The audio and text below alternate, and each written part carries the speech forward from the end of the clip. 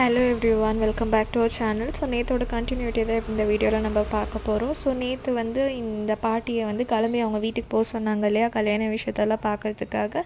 அதனால் சரி பாட்டியும் ரூம்குள்ளே போனாங்க. அதுக்கு முன்னாடி அந்த வேலைக்காரி பொம்பளை எல்லாமே பேக் பண்ணிகிட்ருப்பா பாட்டியோட ஐட்டம்ஸ் எல்லாம். அதுக்கு பாட்டி வந்துட்டு என்னோடய ஐட்டம்ஸை நான் பேக் பண்ணிக்கிறேன், உன் வேலை என்னவோ அதை பாரு, இங்கேருந்து துரத்தணுன்னே யோசிச்சுட்டு இருக்கே இல்லையா நீ என்ன அப்படின்னு சொல்லுவாங்க. அதுக்கப்புறமா அந்த லேடி வந்துட்டு ரூமை விட்டு வெளியே போயிடுவான். அதுக்கப்புறமா இந்த பையன் அவங்க தங்கச்சிக்கு பார்த்துருப்பாங்கள்ல, சியாக்கு பார்த்துருக்க பையன், அவன் வந்துட்டு சார் என்ன சார், எனக்கு ஆல்ரெடி கேர்ள் ஃப்ரெண்ட் இருக்குது, என்னை வந்து மாப்பிள்ளை கப்பிலாம் நீங்கள் சொல்லி அறிமுகப்படுத்திகிட்டு இருக்கீங்க, இது என் கேர்ள் ஃப்ரெண்டுக்கு தெரிஞ்சால் என்னை சாவே அடிச்சிருவா, அதனால் இந்த விளையாட்டெல்லாம் இதோட ஸ்டாப் பண்ணுங்கள் அப்படின்னு சொல்கிறப்ப, இங்கே பாரு உனக்கு உன் உயிர் முக்கியமா இல்லை இந்த வேலை முக்கியமா அந்த மாதிரி கேட்குறப்ப, எனக்கு என் உயிர் தான் முக்கியம் அப்படின்னு சொல்லுவான்.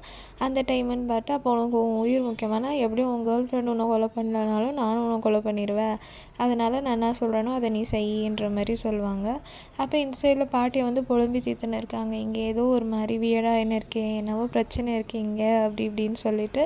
அப்போதே பார்த்து பாட்டிக்கு வந்து ஒரு ஃபோன் கால் வரும். அந்த ஃபோன் காலில் வந்துட்டு, இங்கே பாருங்கள் உங்களுக்கு விராஜ் பற்றி தானே தெரியணும், அவனை பற்றி உண்மை வந்து அந்த வீட்டுக்குள்ளே தான் இருக்குது அப்படின்னு சொல்லிட்டு நீங்கள் யாருன்னு கேட்குறதுக்குள்ளே அந்த காலை வந்து கட் பண்ணிடுவாங்க. அப்போ பாட்டிக்கு வந்து இன்னமும் இந்த இன்னும் ஆல்ரெடி அவங்கள போகிறதுக்கு விருப்பம் இல்லை, பட் இப்போ சுத்தமாக இல்லை இவன் வந்து ஏதோ இருக்குன்ற மாதிரி சரின்ட்டு எல்லாம் பேக் பண்ணி கீழே வந்திருப்பாங்களா.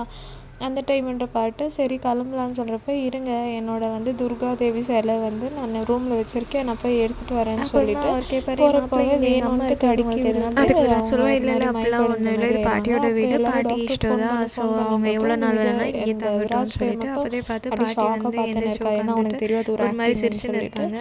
அதெல்லாம் வந்து இந்த விராஜ் பையன் ஆஃபீஸ்லேருந்து பார்த்துட்டே இருப்பான். அதுக்கப்புறம் பாட்டி எந்திரிக்கலாம் போகிறப்ப ஜான்வி வந்து ஐயோ பாட்டி உங்களுக்கு டாக்டர் பெட் ரெஸ்ட் எடுக்க சொன்னாங்க இல்லையா, எதுக்கு நீங்கள் எந்திரிக்கலன்னு சொல்கிறப்ப அப்படியே ஆக்டிங் ஆகிட்டு வாஷ்ரூம் போகலான்னு சொல்லி எந்திரிச்சு அப்படின்னு சொல்லுவாங்க. அப்போ நீங்கள் எங்கே இருங்கன்னு சொல்லுவாங்க. பாட்டி வந்து ஜான்வி கிட்ட ஒரு கிருஷ்ணர் சிலை குடிச்சிட்டு, இந்தம்மா இது உன் கூடயே இருக்கட்டும், ஆக்சுவலி உனக்கு ஒரு பையன் பாப்பா வேணும்னு சொல்லிட்டு யோசிச்சுன்னு இருக்கேன் இல்லையா, இதை வச்சுக்கோ, இதை நீ பார்த்துட்டே இருந்தீங்கன்னா காலையில் எந்திரிச்ச உடனே இதை பார்த்தீங்கன்னா உனக்கு பையன் பொறுக்கும், அழகான கிருஷ்ணர் பொறுப்பார் அன்ற மாதிரி சொல்லுவாங்க. அது இவன் பார்த்துட்டு இன்னும் கோவப்படுறான், என்னது பையன் கிருஷ்ணர் பொறுப்பாரான், என் பிள்ளை என்ன மாதிரி தானே பொறுக்கணும் அப்படின்னு சொல்லிட்டு. அதுக்கப்புறமா இவங்க 2 பேருக்கு ஃபேவரட் சாங் ஒன்று இருக்கும் இல்லையா, அது ப்ளே ஆகிற சவுண்ட் ஆகுது நெக்ஸ்ட் டே மார்னிங். இது வந்து ஆக்சுவலாக அதுக்கப்புறமா ஜான்வி எந்திரிச்சிட்டு பார்த்தாக்கா அந்த ரூம் ஃபுல்லாமே ஒரு சேஞ்சஸ். அது என்ன சேஞ்சஸ்னாக்கா, எல்லா ரூம் சுற்றி அந்த விராஜ் பையனோட ஃபோட்டோஸாக வச்சுருப்பாங்க. அதுக்கப்புறமா இவன் அதெல்லாம் பார்த்துட்டு, என்ன இது வீடு ஃபுல்லாக இவனோட ஃபோட்டோவாகவே இருக்கேன்னு சொல்கிறப்ப இவன் வருவான்.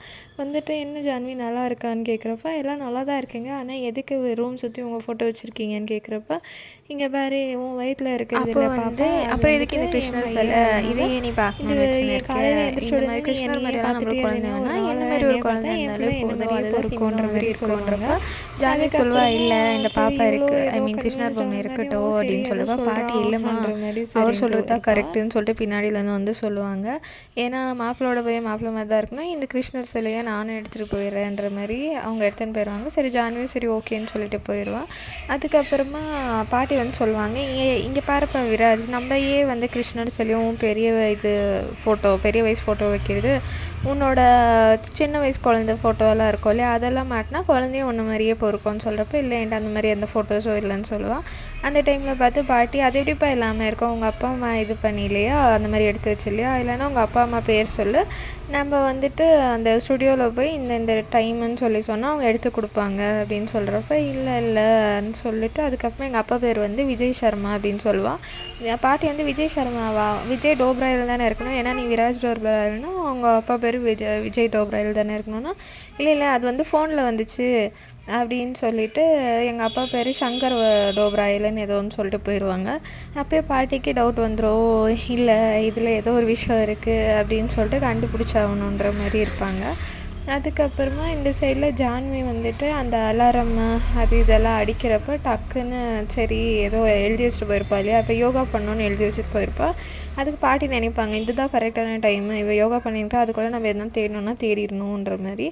அதுக்கப்புறமா இந்த வேலைக்காரி பொம்பளை பார்த்துட்டே இருப்பா. சரி இவ இருந்தால் இது ஒர்க் ஆகாது, இவ சும்மா நம்மளை நோட்டை விட்டுட்டே இருப்பா, அதனால நம்ம வந்து இவளை எங்கன்னா அனுப்பி விட்டுறோம்னு சொல்லிட்டு பாட்டி வந்து ஒரு மருந்து சீட்டை எழுதி போய் போய் வாங்கிட்டு வா, இது எனக்கு இப்போவே வேணும், இவ வந்து அப்படியே ஒரு ஃப்ளாஷ்பேக் அவளை அனுப்பி விட்டுருவாங்க. இதை வந்து ஆக்சுவலி இவளுக்கும் அந்த டவுட் வந்து போயிட்டு போய் சாவி தேடி ஒரு ரூம் கிட்ட பார்த்துட்டே போவாங்க. என்ன பண்ற நீன்னு கேட்குறப்ப இல்லை நான் இந்த ரூமோட சாவி தேடிட்டு இருக்கேன்னு சொல்கிறப்ப அந்த கார்னர் இருக்கிற ரூமில் வந்து நீ போவே கூடாது, அது சாவியெல்லாம் நீ தேடுற, அது ஆக்சுவலி ஒரு ஸ்டோரேஜ் ரூம் தான், நீ நினைக்கிற மாதிரி எதுவுமே இல்லை அப்படின்னு சொல்லுவாள்.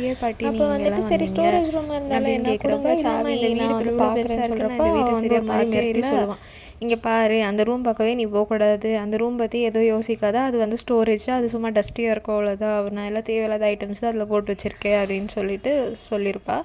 இதை வந்து ஜான்வி நினச்சி பார்த்துட்டு அப்படியே பாட்டிக்கிட்ட சரி இதை பற்றி நம்ம எதுவும் சொல்ல வேணாம்னு சொல்லிட்டு, இல்லை பாட்டி அதெல்லாம் ஒன்றும் இல்லை, அது சும்மா ஸ்டோரேஜ் ரூம் தான், ரொம்ப அழுக்காக இருக்கோ அந்த பக்கம் போகாதுன்னு சொல்லியிருக்காரு, வாங்க போகலான்னு சொல்கிறப்ப சரி நீ போ நான் பின்னாடியே வரேன்னு சொல்லிட்டு பாட்டி வந்து பின்னாடி அதை ஜான்வி அனுப்பிட்டு மறுபடியும் முன்னாடியே போவாங்க.